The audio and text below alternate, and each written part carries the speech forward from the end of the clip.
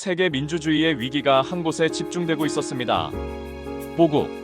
동아시아의 작은 나라이지만 세계 경제와 정치에 미치는 영향력은 결코 작지 않은 나라였죠.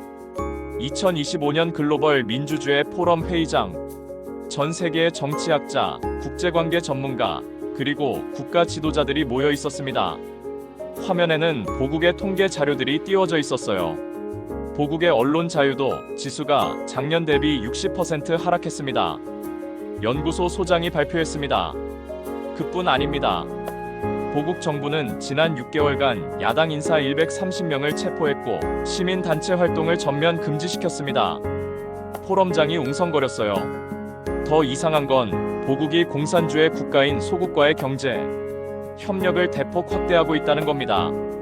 한 영국의 정치학 교수 엘리자베스 미켈이 천천히 일어섰습니다.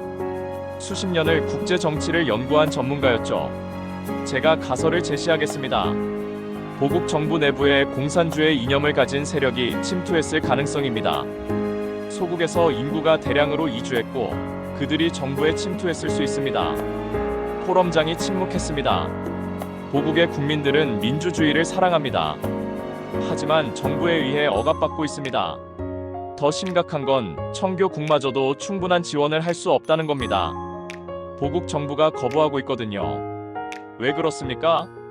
보국 정부가 청교국이 우리를 착취하려 한다며 거짓 정보를 국민에게 유포하고 있습니다. 국민들은 진실을 알지 못한 채 갇혀 있습니다. 포럼장은 침통했습니다. 누구도 이 상황을 돌릴 수 있는 방법을 알지 못했거든요. 엘리자베스가 마지막으로 말했습니다. 누군가는 보국으로 가야 합니다. 진실을 알아야 합니다. 그 순간 모든 눈이 영국 BBC의 특파원 에드워드 그린을 향했습니다. 수십 년을 독재 국가들의 진실을 폭로해온 기자였죠. 제 이름은 에드워드 그린입니다. 영국 BBC의 특파원으로 지난 20년을 독재와 억압의 현장에서 기자 활동을 해왔습니다. 보국으로 향하는 비행기 안에서 저는 제가 알고 있는 모든 자료를 검토했어요. 보국의 현황, 소국과의 관계, 청교국의 입장. 그림이 복잡했습니다. 비행기가 진울공항에 내렸을 때 저는 심호흡을 했습니다. 공항 곳곳에는 대형 포스터가 붙어 있었어요. 보국은 독립한다. 청교국의 신식민지주의를 타도하자. 정부의 메시지는 명확했습니다. 청교국을 적으로 삼고 있었죠. 택시를 탔어요. 기사는 중년 남자였습니다. 처음 오셨어요? 네, 처음입니다. 어디서 오셨어요? 영국에서요. 기사의 눈이 잠시 흔들렸어요. 그리고는 조용해졌습니다. 다만 가속 페달을 밟았을 뿐이었죠. 차 창밖으로 진울의 모습이 흘러갔어요. 현대적인 고층 빌딩들, 그리고 곳곳에 선 경찰들, 검문소들이 거리 곳곳에 설치되어 있었습니다. 택시 기사가 갑자기 낮은 목소리로 말했습니다. 외국인이시면 조심하세요. 정부가 외국인들을 감시하고 있어요. 호텔에 도착한 후 저는 컴퓨터를 켜고 보국의 언론을 확인했습니다. 모든 신문이 같은 독재가 잘하고 있다는 내용으로 같은 이야기를 하고 있었어요. 청교국, 보국 경제 침략 시도, 소국과의 협력 확대, 보국의 독립의지 표현. 이런 헤드라인들이 거리를 채우고 있었습니다. 하지만 제가 찾은 국제뉴스는 다른 이야기를 하고 있었어요. 청교국은 보국의 민주주의를 지킬 목적으로 경제 지원을 하려고 했습니다. 셋째 날, 저는 보국 대학교를 방문했어요. 저의 정체는 국제 교류 담당자였습니다. 도서관에서 저는 한 명의 학생을 만났어요. 이름은 지은이었습니다. 21살의 여학생이었죠. 혹시 외국인이세요? 네, 영국에서 왔습니다. 저는 조심스럽게 말했습니다. 혹시 현재 보국 정부의 정책에 대해 어떻게 생각하세요? 지은이가 주변을 살폈어요.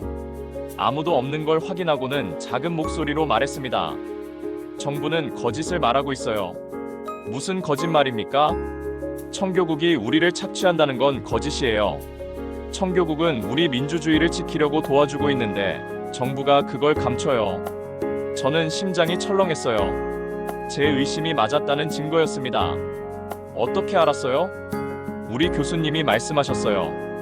임준호 교수. 그분은 대교임의 대표예요. 우리한테 진실을 알려주세요. 정부가 소국과 손을 잡고 있다는 것, 그리고 청교국이 우리를 도우려 한다는 것 말이에요. 그 교수님을 만날 수 있을까요? 지은이가 주변을 다시 확인했어요. 위험해요. 정부가 감시하고 있어요. 하지만 그녀는 메모를 써줬습니다. 주소와 시간이 적혀 있었어요. 내일 저녁 여기로 가세요. 교수님이 계실 거예요. 절대 누구한테도 말하지 마세요.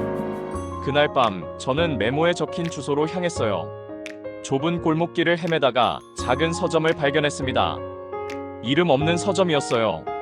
서점 안으로 들어갔습니다. 주인이라고 보이는 중년 여성이 앉아 있었어요. 책을 찾으세요? 임준호 교수를 찾고 있습니다. 여성의 표정이 순간 경직되었어요. 그리고는 서점 뒤쪽을 가리켰습니다. 뒤로 가세요. 뒤쪽에는 작은 방이 있었어요. 그곳에 임준호 교수가 앉아 있었습니다. 나이는 50대 후반으로 보였어요.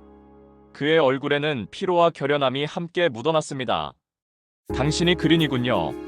지은이가 말했어요. 네, 맞습니다. 보국의 진실을 알고 싶었습니다.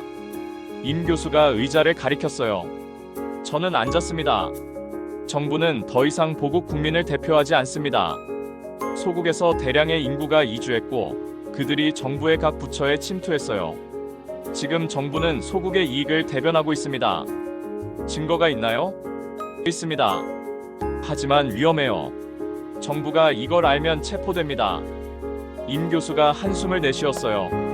청교국은 우리를 도우려던 나라입니다. 그들은 우리 정부의 소국과의 거리를 두고 민주주의를 회복해야 한다며 경제 지원을 제시했어요. 하지만 보국 정부는 거부했고 국민에게는 거짓을 퍼뜨렸습니다. 저는 메모를 하고 있었어요. 우리는 비밀 기자회견을 준비하고 있습니다. 모든 진실을 발표할 거예요. 당신도 그곳에 와야 합니다. 언제 말입니까? 사흘 뒤. 장소는 내가 다시 알려드리겠습니다. 임 교수가 저를 바라봤어요. 그의 눈에는 결연함이 가득했습니다. 우리 아이들이 거짓 속에서 자라게 할 수 없어요. 누군가는 진실을 말해야 합니다. 사흘 뒤, 저는 대학 지하의 강의실로 향했습니다.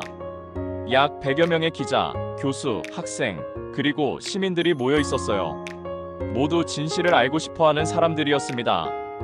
임 교수가 무대 위에 섰습니다.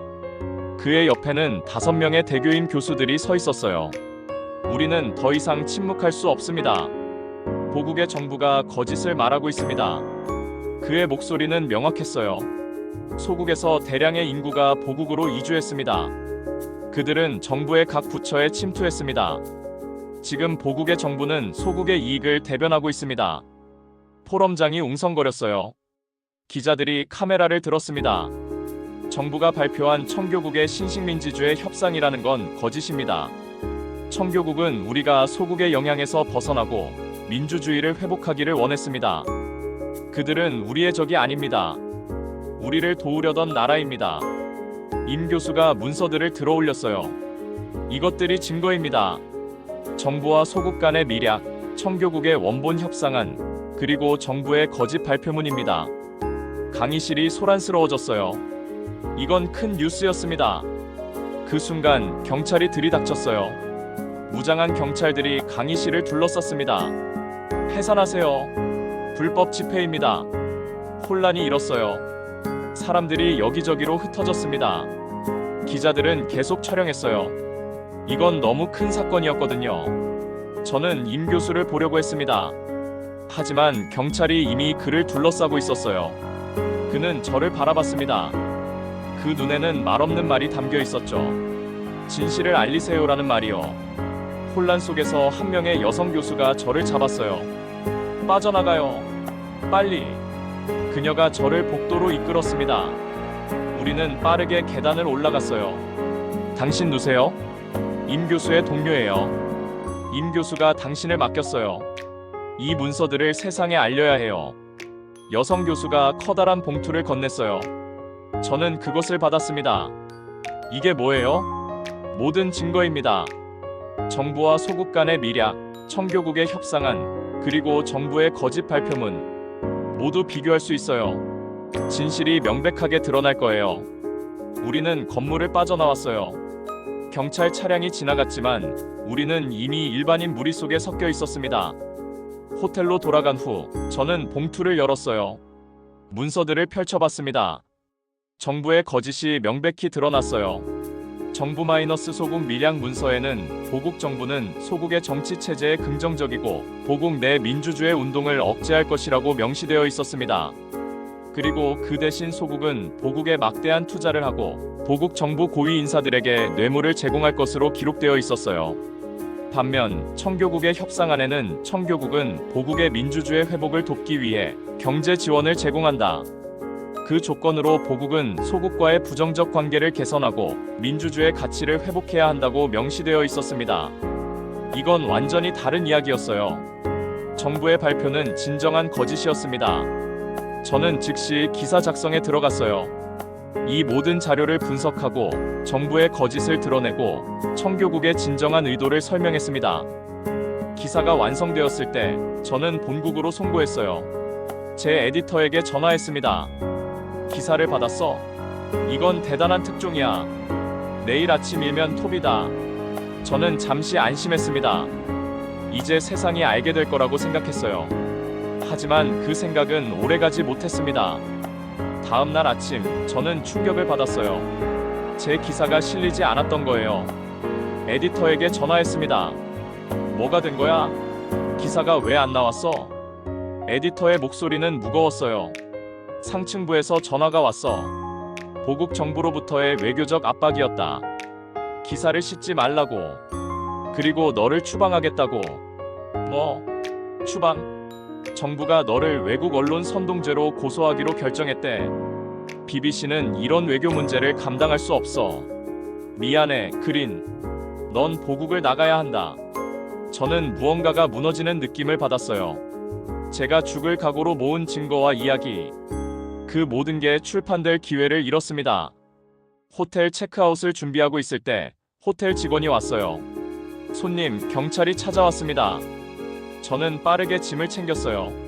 하지만 이미 늦었습니다. 경찰이 방문을 두드렸어요. 에드워드 그린입니까? 네. 당신은 체포되었습니다. 외국 언론 선동 혐의로. 경찰서에서 몇 시간을 신문받았습니다. 하지만 그들은 제 기사를 공개하지 못했어요. 왜냐하면 그 기사가 아직 발표되지 않았거든요. 결국 저는 추방 명령을 받았습니다. 24시간 안에 보국을 떠나야 했어요. 공항으로 가는 길에 호텔 직원이 저를 불렀어요. 그녀가 손에 든 쪽지를 건넸습니다. 임 교수가 이거 전해달라고 했어요. 저는 쪽지를 받아 읽었어요. 그린, 우리는 여기서 계속할 거예요. 그리고 언젠가는 이 거짓이 밝혀질 겁니다. 당신도 그곳에서 계속 싸워주세요. 진실은 결코 죽지 않습니다. 공항 탑승구에서 저는 진울의 하늘을 바라봤어요. 이 나라에서의 제 여정은 끝났습니다. 하지만 진실을 향한 싸움은 여기서 끝나지 않을 거라고 알고 있었어요. 비행기를 탈 때 제 노트에 마지막 문장을 적었습니다. 보국의 국민들이 진실을 원하고 있다. 그들이 이기도록 도와주자.